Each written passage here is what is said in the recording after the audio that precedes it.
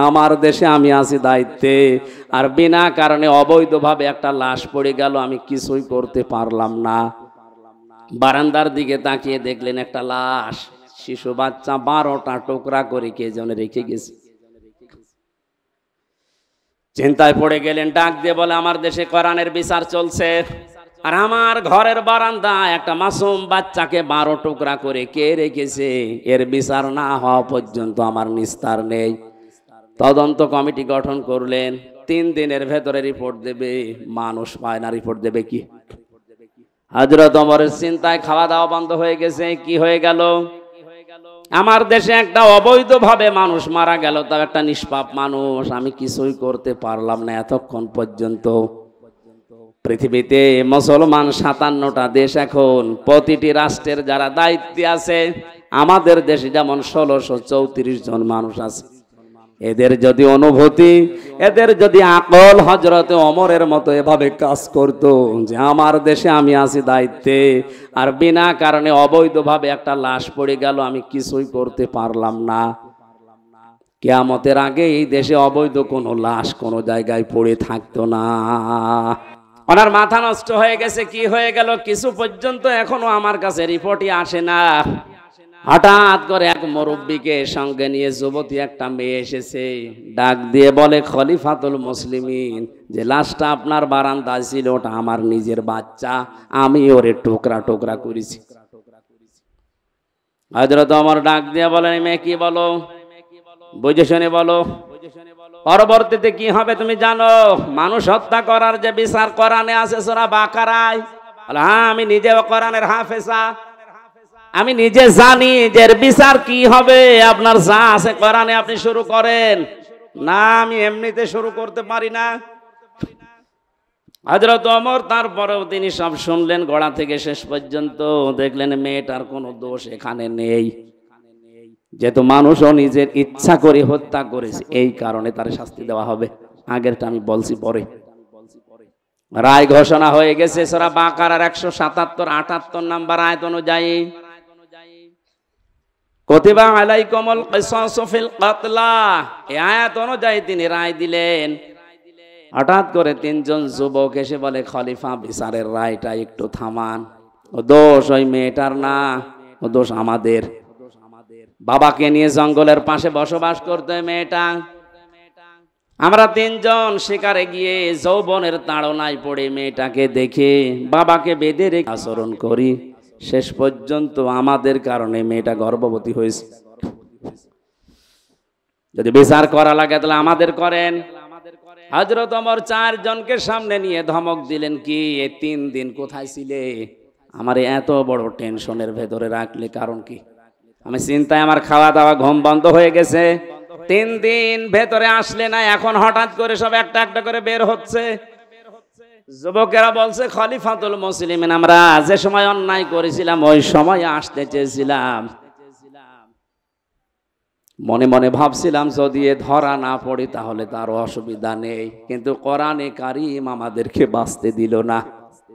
যেখানে যায় আমাদের কোরআন শান্তিতে থাকতে দেয় না, বারবার পেছনে যেন তাড়া করে বেড়ায় আমাদের বিবেকের ওপরে।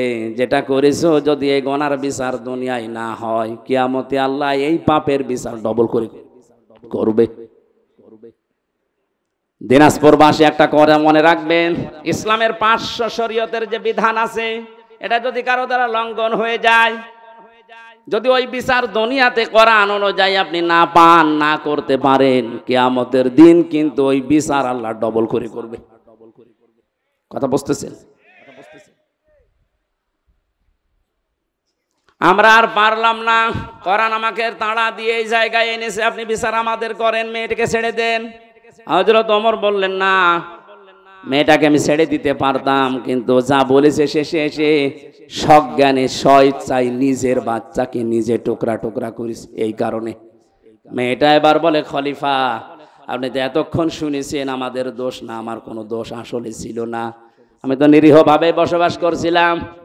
যুবকরা যৌবনের তাড়নায় শয়তানের ধোকায় পড়ে আমার ইজ্জত সম্ভ্রম নষ্ট করেছে। গর্ভবতী হওয়ার পরে বাচ্চাটা দুনিয়ায় এসেছে, মনে করলাম মাসুম বাচ্চা, এর তো দোষ নেই, কিন্তু এর জন্ম তো ঠিক নেই। আমি কোরআনে কারিমের হাফেজা, আমার পড়া কোরআন আয়াত আছে। কোরআন আমাকে বারবার ডাক দিয়ে বলে অতুল্লিম বাদা যালিকা সানিম। আল্লাহ পাক জানিয়েছেন এই পৃথিবীতে কোরআনের ডাইরেক্ট ইনডাইরেক্ট যারা বিরুদ্ধে আছে তাদের 9টা গুণ আয়াতের পরবর্তীতে আছে। তাদের চরিত্রের ভেতরে 9টা গুণ পাওয়া যায়। 1 নম্বরে আপনি যখন দেখবেন কোরআনের বিরুদ্ধে ডাইরেক্ট হোক ইনডাইরেক্ট হোক কেউ যদি অবস্থান নেয়, ওটা সানিম, বদমেজাজি, ওটা যার সন্তান। আমি তো দেখতে পেলাম এর বাবা ঠিক নেই। এর বাবা তো একজন না কয়জন? 3 জন বাবা মিলে ওরে জন্ম দিয়েছে। ওটা যার সন্তান। আমার পেটে এসেছে তাতে কি? জন্ম হয়েছে, বড় হওয়ার পরে আমার পেটের সন্তান কোরআনের বিরুদ্ধে অবস্থান নেবে, আমি মা হয়ে দেখব। তখন তো আমি মুরব্বী হয়ে যাবে, ওরে কিছু বলতেও পারবো না। এই জন্য ছোটবেলায় ওরে বিদায় করে দিলাম যেন আমার পেট থেকে পড়ে কোরআনের বিরুদ্ধে না যায়। আপনি এই কারণে আমার বিচার করেন। আমি ঘটনা বলা উদ্দেশ্য না। ফাস্তা জাহারাহু পড়তে যে আমি পেয়েছিলাম, কোরআন যদি এজহার থাকে, কোরআন যদি কায়েম থাকে, আমরা গুনাহগার, গুনাহ আমরা করবই, কারণ এটা আমাদের অভ্যাস, আমাদের স্বভাব। কিন্তু কোরআন আপনাকে বেঈমান হয়ে মরতে দেবে না। গুনাহ করলেও দুনিয়া থেকে বিদায় নেওয়ার আগে এমন কায়দা, এমন কৌশলে, এমন জায়গায় ফেলবে আপনি যেন নিষ্পাপ হয়ে মারা যেতে পারেন।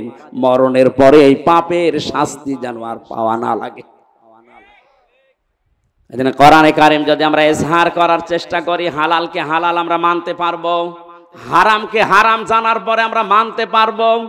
আর যদি ইজহার না থাকে, আপনি যতই সফিগিরি করেন, এই যে টুপিটা মাথায় দিয়েছি মনে করছেন অনেক সুন্দর লাগছে দেখতে, এর ভেতরে সুদ আছে। প্রশ্ন আসতে পারে আপনি 200 টাকা দিয়ে টুপিটা কিনে এনেছেন, আপনার তো সুদের টাকা না। হ্যাঁ ঠিক আছে, কিন্তু এই টুপিটা যে ফ্যাক্টরিতে তৈরি হয়েছে, ফ্যাক্টরির মালিক লোন নিয়েছে। এই কথা বলছেন এখন। যতদিন পর্যন্ত এদেশে যাকাত ভিত্তিক অর্থনীতি কায়েম না হবে, তার মানে কোরআন কায়েম না হবে, ততদিন আপনি ফেরেশতা জিবরাইল যদি দিনাজপুরে বাস করে, ও ডাইরেক্ট ইনডাইরেক্ট সুদখোর।